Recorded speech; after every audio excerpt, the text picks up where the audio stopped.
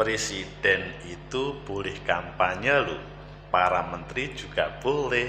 Itu kata Presiden Jokowi. Langsung gempar dan semua mencari seperti apa aturannya. Kalau Pak Mahfud MD ketika ditanya tidak mau nanggepin, kalau Sultan Hamengkubuwono ditanya juga tidak nanggepin. Kalau menurut DIP, ini terjadi abuse of power. Bagaimana menurut kalian? Apakah ini adalah diperbolehkan seperti yang disampaikan Pak Jokowi, atau abuse of power akan terjadi? Menurut analisis saya,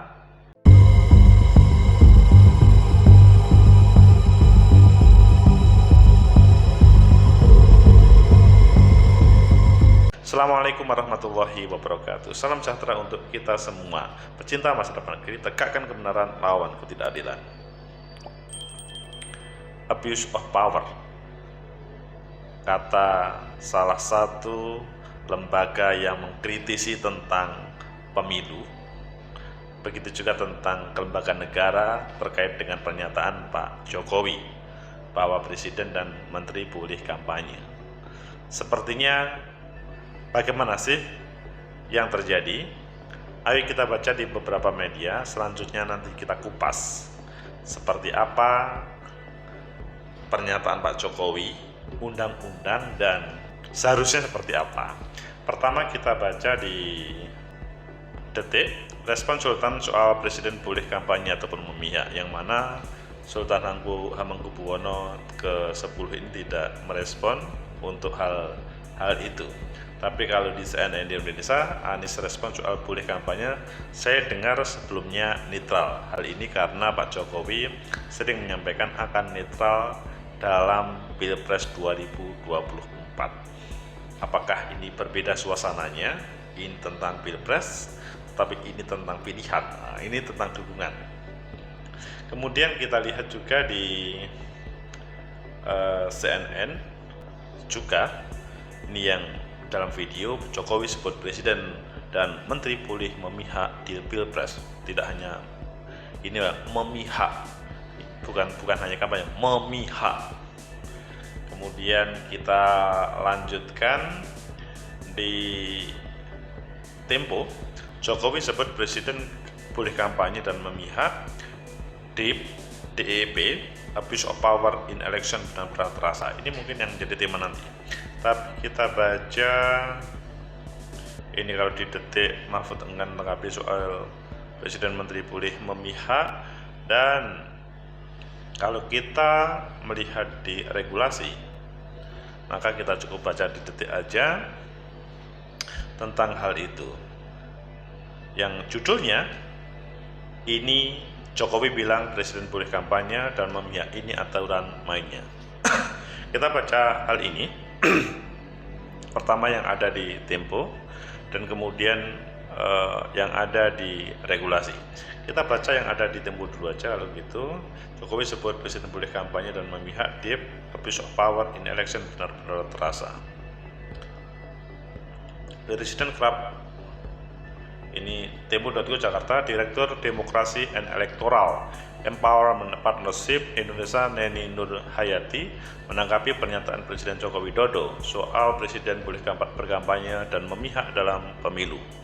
Presiden kerap sampaikan tidak akan cawe-cawe. Oh, ini masalahnya. Karena beliau dulu selalu mengatakan aku tidak akan cawe-cawe, aku cawe-cawe untuk pemilu 2024. Namun hanya sekedar di mulut, tidak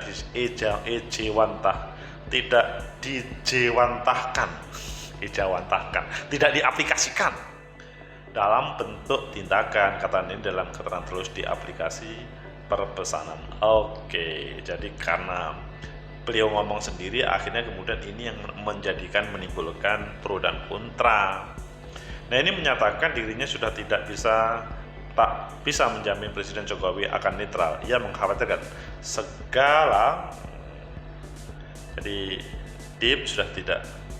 Nah, ini dirinya sudah tak bisa menjamin Presiden Jokowi akan netral. Ia mengkhawatirkan segala sumber daya kekuasaan, anggaran, dan program saat ini digunakan memenangkan anaknya, Gibran Rakabuming Raka.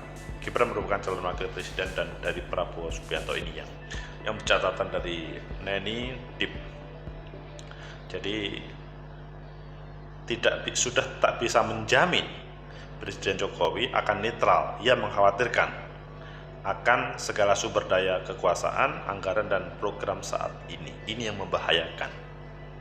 Jadi tidak sebatas hanya di ucapan, tapi apakah terkait dengan berbagai yang sumber daya itu kemudian abuse of power in election benar-benar terasa, apalagi presiden punya kekuasaan dan kekuatan dan kekuasaan yang demikian besar. Ucapan Presiden Jokowi dinilai tidak netral dalam proses pemilu 2024. Ketidaknetralan yang terjadi itu akan memicu konflik bangsa serta menjadi ancaman serius bagi persatuan bangsa. Presiden sudah hilang urat malu dan tidak mengindahkan etika politik. Dia mengatakan, Presiden saat ini bekerja untuk pekerjaan yang tidak diamanahkan konstitusi dalam memenangkan salah satu kandidat. Hal ini tentu berdampak pada legitimasi dan kualitas pemilu yang jujur dan adil. 3 pasangan pilpres sudah hadir. Wah. Kemudian kalau kita melihat di dalam regulasi, jadi pernyataan Pak Jokowi itu muncul karena coba kita lihat bagaimana aturannya. Pada pasal 299 di Undang-Undang 7 2017, Presiden dan Wakil Presiden mempunyai hak melaksanakan kampanye. Oh, boleh. Pejabat negara lainnya berstatus sebagai anggota partai mempunyai hak melaksanakan kampanye. Pejabat negara yang berstatus sebagai anggota partai baru dapat melaksanakan kampanye. Jadi dapat semuanya selama melaksanakan kampanye. Pejabat negara Presiden dan Wakil negara wajib memperhatikan keberlangsungan tugas negara. Wajib memperlangsungkan tugas negara. Kemudian kalau menteri harus cuti dalam setiap minggu selama masa 1 hari kerja dalam setiap minggu selama masa kampanye. Cukup 1 kali. Hari libur adalah hari bebas untuk melaksanakan kampanye. Jadi kalau itu 5 hari cukup 1 hari. Pemilu juga mengatur hal yang tak boleh dilakukan dalam masa kampanye. Presiden dan Wakil Presiden dilarang menggunakan fasilitas negara. Dan selanjutnya, pecinta masa depan negeri, tegakkan kebenaran, lawan ketidakadilan. Jelaskan bahwa aturannya boleh, tetapi persyaratannya sulit. Mungkinkah bisa seorang presiden, menteri itu tidak menggunakan fasilitas negara atau tidak menggunakan kendaraan dinas, tidak menggunakan berbagai anggaran APBN, APBD yang dari negara, dan apakah hal ini betul-betul akan menghilangkan tema bahwa abuse of power? Maksudnya sebaliknya, apakah ini akan membawa abuse of power? Menurut analisis saya, pertama, bahwa regulasi memang dalam Undang-Undang 7 2017 itu boleh kok. Itu harus kita akui bahwa yang disampaikan presiden itu bukan salah, alias benar di dalam regulatif, di dalam aturan. Tetapi itu tidak berdiri sendiri. Jadi memang keberadaan presiden, keberadaan menteri itu boleh kok melakukan dukungan atau kampanye, itu boleh. Tetapi tidak sampai di situ. Yang dilarang adalah selama melaksanakan kampanye, pejabat negara semuanya tadi wajib memperhatikan keberlangsungan tugas penyelenggaraan negara. Apakah hal ini, tugas penyelenggaraan negara itu bisa berjalan atau tidak? Jangan sampai mengatasnamakan penyelenggara negara, tapi kemudian melaksanakan kampanye. Ini yang bahaya, abuse of power-nya di sini. Misalkan si A, dia melaksanakan tugas negara, tapi nggak tahunya di sela-sela itu melaksanakan kampanye dengan berbagai bendera banner di belakang salah satu calon. Ini membahayakan. Jadi sepertinya dia tidak melaksanakan kampanye, tetapi dia terselubung melaksanakan kampanye, bahkan lebih parah karena gandol indit terhadap salah satu pasangan calon. Jadi hal yang abuse of power akan terjadi atau telah terjadi kalau itu dilakukan.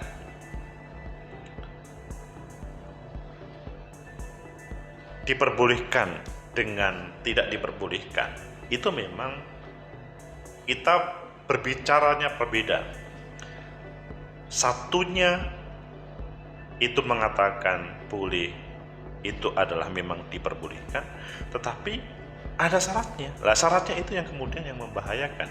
Bahkan dia seakan-akan menjalankan, misalkan dia meresmikan sebuah bangunan, tapi di sisi lain, atau dia membawa bantuan sosial, tapi di sisi yang lain, nah itu kemudian membawa salah satu pasangan calon misalkan, itu yang tidak boleh. Selama itu tidak terjadi seperti itu, maka undang-undang memperbolehkan. Undang-Undang 7 2017, Undang-Undang Pemilu 2024 itu diperbolehkan. Sehingga apa yang disampaikan oleh teman-teman TIP itu adalah akan membahayakan abuse of power tadi, itu mungkin tidak terjadi. Jadi DIP, teman-teman Demokrasi and Electoral Empowerment Partnership, itu bukan tidak suka terhadap yang disampaikan Pak Jokowi ataupun ini boleh atau tidak boleh. Sebelumnya Pak Jokowi sudah sering mengatakan, aku ora cawe-cawe dalam Pilpres 2024, netral. Ini nggak tahunya kemudian menyatakan begitu. Itu yang kemudian menjadi perdebatan pada kesempatan ini. Kemudian analisa yang ketiga, mengapa muncul seperti ini? Kalau dalam bahasanya Pak Yusuf Kala belak-belakan soal Presiden Jokowi berubah. Mengapa hal ini berubah?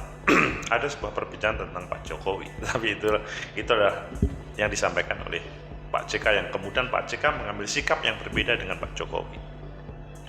Intinya bahwa apa yang disampaikan Pak Jokowi pada saat ini kemudian direspon oleh Pak JK, dan terkait dengan Presiden, Menteri boleh memihak, boleh kampanye. Pada dasarnya semua itu awalnya itu memperbolehkan seperti undang-undang, menjadi semacam warning atau tidak diperbolehkan, atau menjadi agak mengunci ketika ada perbincangan yang Pak Presiden Jokowi selalu mengatakan tidak cawe-cawe ataupun akan netral dalam Pilpres 2024. Nah, untuk itu, untuk menghadapi seperti ini, yang perlu ditindaklanjuti itu adalah, mungkinkah teman-teman KPU dan Bawaslu itu tegak lurus untuk mengawal dalam proses kampanye yang ada. Karena kalau kita melihat berbagai pemberitaan masih ada, misalkan hal yang tidak diperbolehkan oleh regulasi, tapi selanjutnya hal itu tidak muncul bahwa itu ada penegakan regulasi oleh Bawaslu. Tapi yang muncul di berbagai pemberitaan tadi, misalkan banner atau gambar si A, calon pasangan A, muncul pada event-event seperti yang tidak diperbolehkan dalam seorang presiden ataupun menteri bertindak. Dan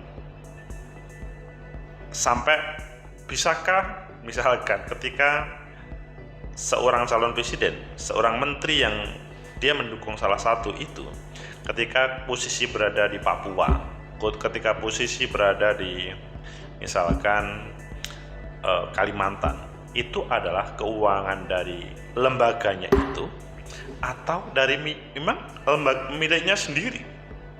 Itu KPU dan Bawaslu perlu bisa mengawal supaya integritas pemilu itu betul sebagaimana harapan kita semuanya.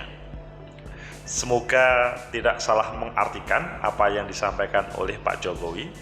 Pak Jokowi menyampaikan regulasinya secara mendasar, menjadi berbeda ketika Pak Jokowi pada awal memberikan ucapan yang agak berbeda tekanannya dengan yang dimaksud oleh Undang-Undang 7 2017,